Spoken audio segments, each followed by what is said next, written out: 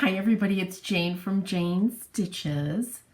Look at how cute are these. Today I want to show you how to make these little, I call them Irish Cottage Pincushions.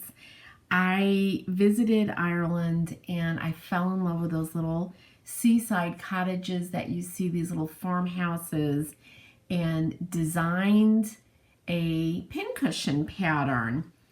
And I'll have it for you guys as a link if you'd like to purchase it through my Etsy shop.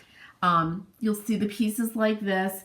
They won't be all marked up like that. They'll be nice and easy to follow. But aren't these adorable?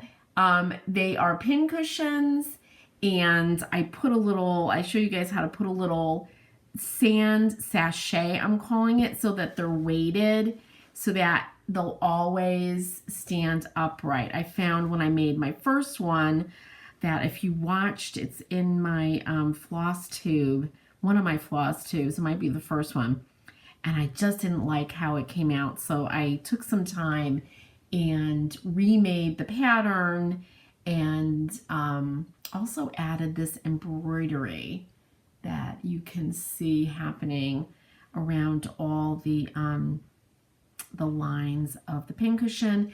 I added some windows and little front doors. You can really go crazy with this. So anyway, watch on and I'll show you how I make these and how you can make one too. Here are all the pieces for our little Irish cottage pincushion. So the first thing I want to talk about really quickly is I am going to be machine piecing these together, but you can also hand piece. And honestly, I don't think it would take that much longer. Just make sure if you hand piece that your stitches are nice and small as you can get them, to keep the structure of the little cottage nice and firm, because you're going to be sticking pins in this. Either way, you have to stay away from one area. So let me show you what I mean. So if you're going to hand piece, I want you to mark the seam allowance for all of these, and it's 1/4 of an inch. All right, I'm using my friction.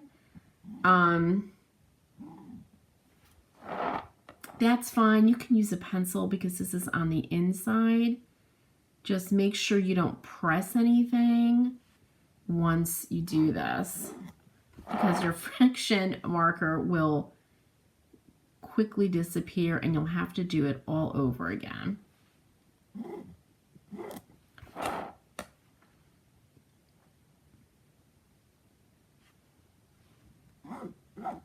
I think my pen is running out. I buy refills for these pens, and because I use them so often, I love them. Okay, so when you are hand piecing, you sew from here to here. You don't go through the seam allowance, right? Start here, stop here. Start with a back stitch, to your running stitch, end with a back stitch and knot it off.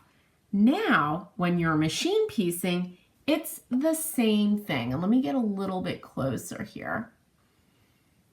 So you might want to mark it off like this if you're also machine piecing. But you want to start here, back stitch, end here, back stitch. So you're not crossing over, right? You're only going from these points, okay?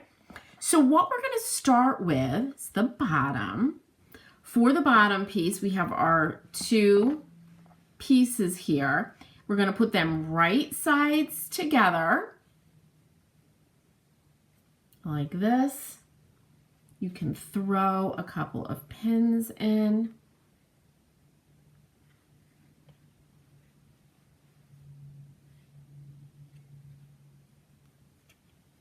Now, the most important thing about the bottom piece is that you leave at least a 2-inch opening.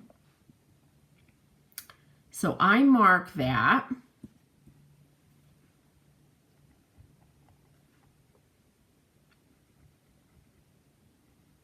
So you have that 2-inch opening. That's where we're going to be filling, and we're also going to put our little sachet in. So the bottom piece that I've pinned together, and I've marked the 2-inch opening. I am not going to sew from here to here. This is the only sewing you're going to be doing where you could go right through the seam allowance here, because you're only going to be sewing this one side. Okay, so start here, back stitch, stop here, back stitch, and then go down and back stitch. Okay, it's important that you back stitch because we're going to be stressing this opening when we stuff it and when we turn it inside out, all of that stuff. So I'm going to go to my machine, sew that, and I'll meet you back. Our bottom piece is all sewn together.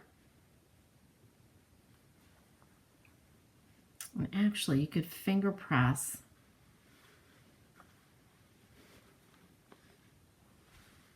Seam allowance back.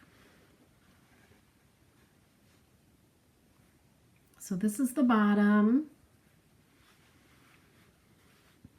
Nice and neat and tidy. And this is where you're going to be stuffing and putting in the little sachet. So let's put that aside. The next part is the roof. Now, I've marked all my pieces. It just makes it easier, either machine sewing or hand sewing. So I really recommend that. Now, I did a little fussy cutting. This is a French General fabric, and she always does these nice little edges. So we'll see if it works out. I don't know if it's going to. But here's the top of my roofs. So I'm going to put them together like this. Now, if I was hand sewing, and you guys have all seen me hand sew, oh, I only have really terrible pins over here with me. But I would take a pin and I would go through this intersection, right through to it on the back, pin it, and then I would start sewing here. This is the only pin I find I need now. I do so much hand piecing, but I would put my needle in right here, make sure I'm coming through the back, straight stitch all the way down and end there. I'm machine sewing, so I'm doing the same thing. I'm going to put my needle down right there, come down, back stitch, go all the way down, and end right there and back stitch. Now we have our little piece of ribbon that is our chimney. So I'm going to fold that in half. Now if you want to use this as like an ornament, if you want to make them, I don't know, for a tree or whatever, you can put it right in the middle. So if it's hanging, it's balanced. You can put it anywhere you want on this. I'm going to put mine over to the side. And what you have to do, I always do this. I always put it in like this and think I'm going to sew. It's not going to work out. So I'm going to take it. You have to line up all the raw edges like this.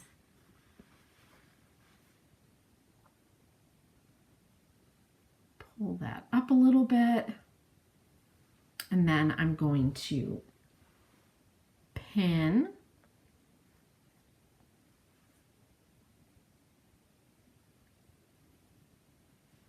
Put another pin in.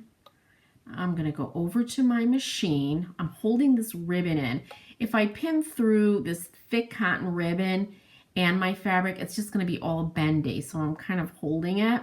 You could put another pin right next to it, but be careful if you go through.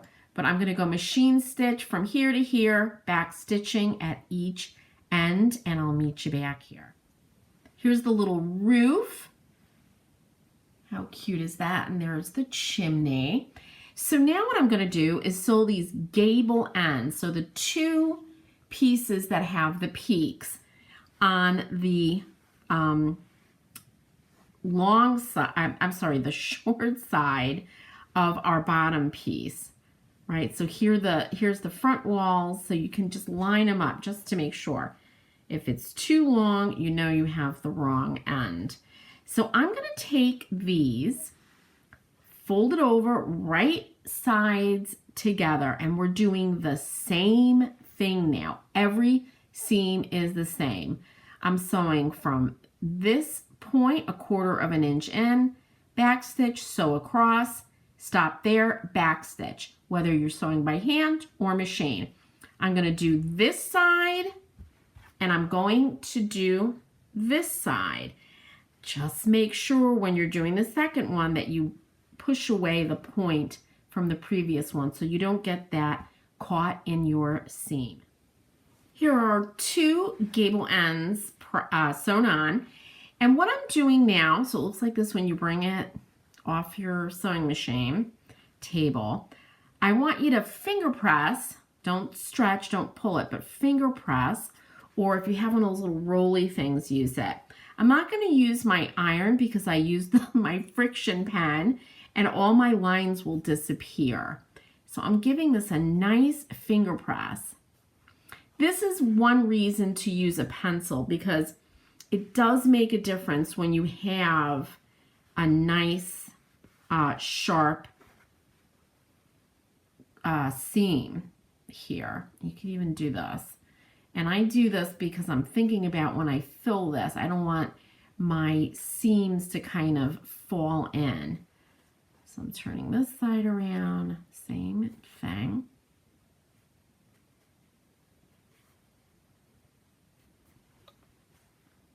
All right, and then we're going to do our front walls,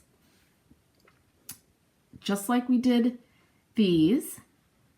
So you're going to line these up, and here's some little clues. See the bottom corner there, so you're going to line up your front wall with that there, all the way over to the other side. And again, you're going to be sewing from this point, back stitch across, ending there, back stitch. Be careful not to go through your gables, and you can feel it, right? It's really easy when you're hand piecing because you can feel it. You put your needle through, you could look and go, up, I caught a little bit of that, back it out and move it over.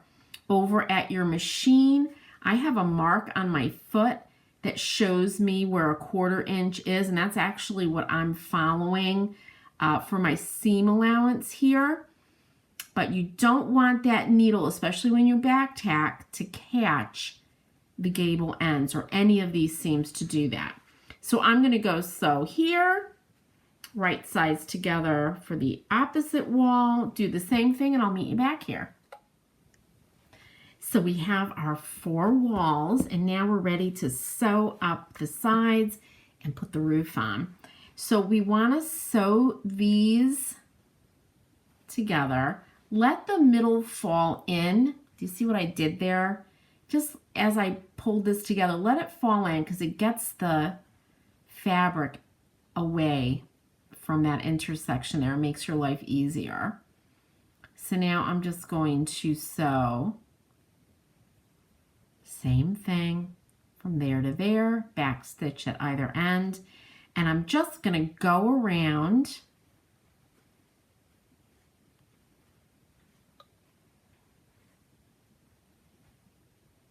and matching up those corners and sewing. So just go around, sew all 4 of them, and just let this kind of bottom piece collapse in, and that'll help to get rid of its little points, and it will make your life easier. All right, I'm going to go do that, and I'll meet you back. Look at our little house standing. It's so cute. Next thing is the roof. So we have our roof, and same thing, right sides together. So you see the points. All right, so what I find easiest is to start with, and I can see here I'm going to have to take out, because I went into that, oops, where's the camera, Jane? I went into my seam allowance here, but I'm going to start with the front and the back, same thing, back stitch, sew across, back stitch. Then I'm going to do the opposite side, same thing, and then I'm going to do the 2 points. I'll stop when I have the front and the back done and then show you how I do the points. All right, and I am, because I went right here for whatever reason. So when you have that happen, don't panic. Just take out a couple of stitches so you're back down to your seam allowance. And because we're going to be embroidering around to define the edges of our little house, it gives it extra security. All right, so I'll meet you back. Okay, so when you're doing the gable ends, these are the roof gable. I don't even know. I'm sure there's a proper word for that.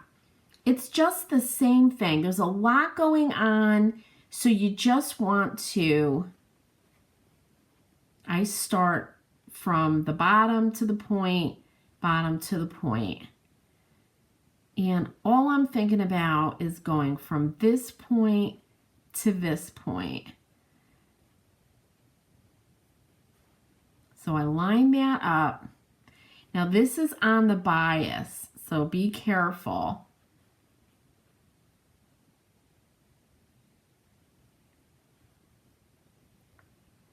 But you're going to line that up. I'm going to be pinning this. You're going to pin it, sew, same thing from there to there, back stitching, and then do the other side, and you're going to have this closed box except for our opening at the bottom. So I'm going to go finish this, and I will meet you back here, and we'll turn it inside out. Here's our little house. I call this a very hairy project. There's just a lot of threads and stuff just all over. It doesn't matter because we're going to be turning this inside out and filling it. So kind of finger press your stitches, or at this point you can even grab your iron and I like to just set the stitches. You'll see all the black lines going away, but you get my drift. You'll take more time with this than I am. So I'm going to go in, I'm going to find the chimney and just pull this inside out, or outside, yeah, inside out, right side out. And here it is. And just go in with your fingers and push out those corners.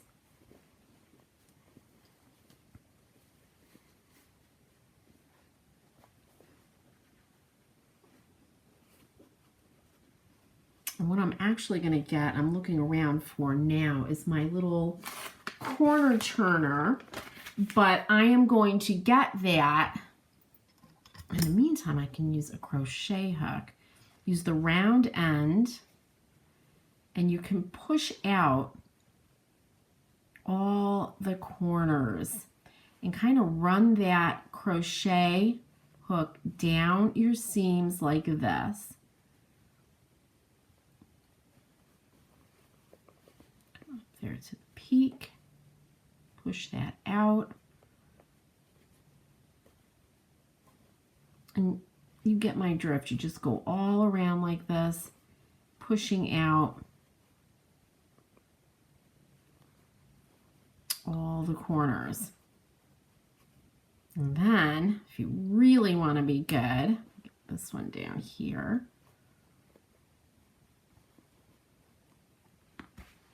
Use your fingers and finger press these seams.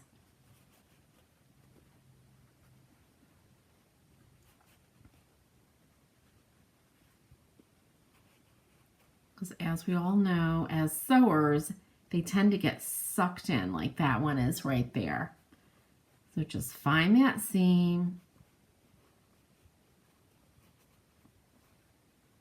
finger press it,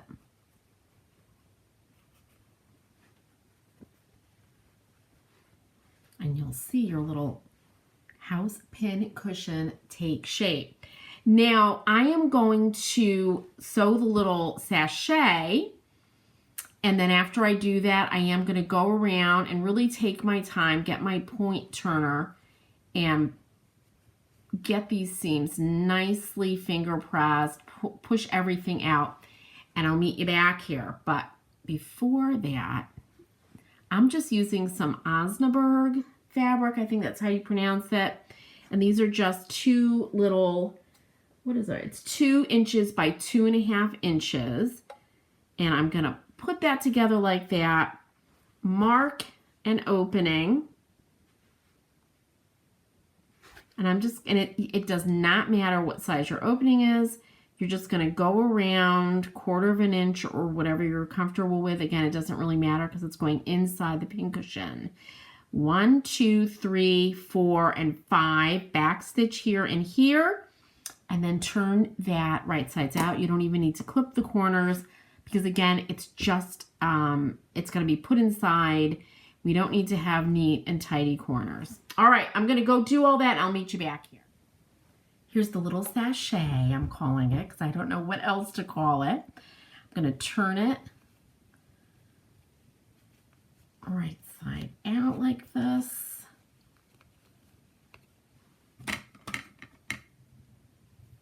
Here's my crochet hook. Where's the camera?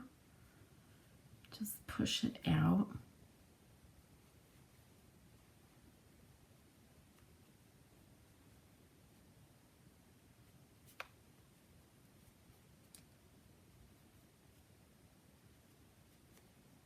Okay, so it's like a little, we're making a little tea bag with sand in it. And that's to weigh this pin cushion down so it doesn't fall over. So there it is. Just open that. I'm using sand that's really dry. If you buy sand, make sure it's super dry.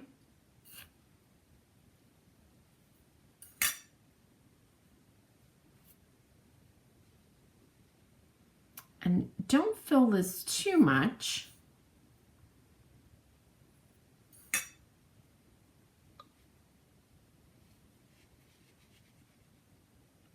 So that looks good. So you see, it's not like bulging, right? It's just right. So now, I should not be doing this on my ironing board because we don't want sand getting on our ironing plate. So I'm gonna have to really clean this up. But there, I've got my big cloud. I'm using polyfill. That's what I have on hand. Wool would be beautiful. I don't use walnut shells for pincushions. I've never tried it. I read somewhere that the oil in the walnut shell does something. I don't know if that's true. I know a lot of people who use it and are very happy with that as a fill. You could use little pieces of cut up fabric, your little ends to stuff this. Anything like that would be fine. So I just take small amounts first and push it in. And I use a bamboo chopstick. I love this one. I really love because it's got like this rectangular end and a really nice point, so I could get the stuffing into the corners. So you just want to fill it up. And you see how I can push that in.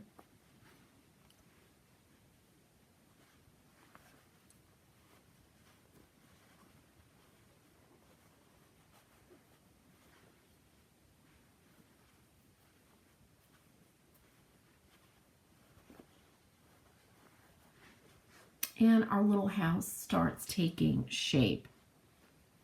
So I'm going to continue to do this, And then right before I put the little sachet, I'm going to come back and show you how I do that. We don't want this to be stuffed so much that, where are you? That it gets super round and bulbous. We don't want that. We want it to maintain its little cottage shape. There's a little bit of roundness for sure in mine because it has to be sturdy to hold pins, but you don't want to stuff it so hard and firmly that it just blows out this shape. All right, I'm going to continue to do this and I'll meet you back here. Okay, grab your little sachet. I've got my cottage filled in pretty well. It's starting to get round, so I don't want it to get any bigger. So I'm going to take this little sachet and just put that into the bottom, right through that opening, like that.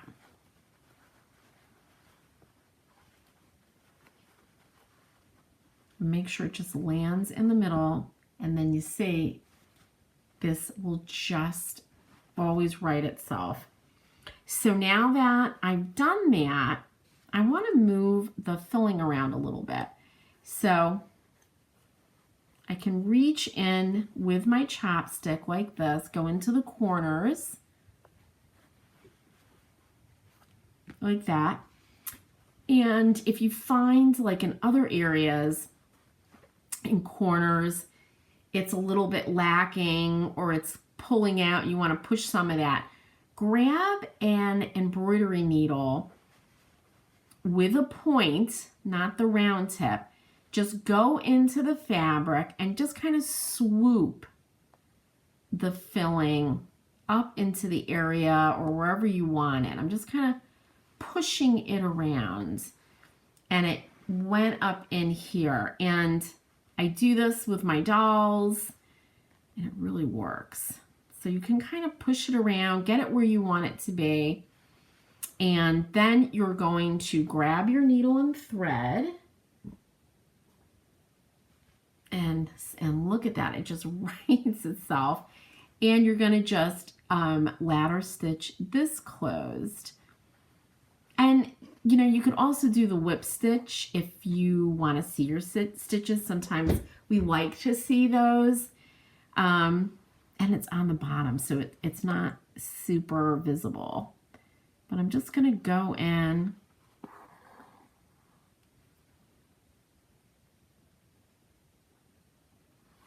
and stitch this closed. I'll do a few so you could see.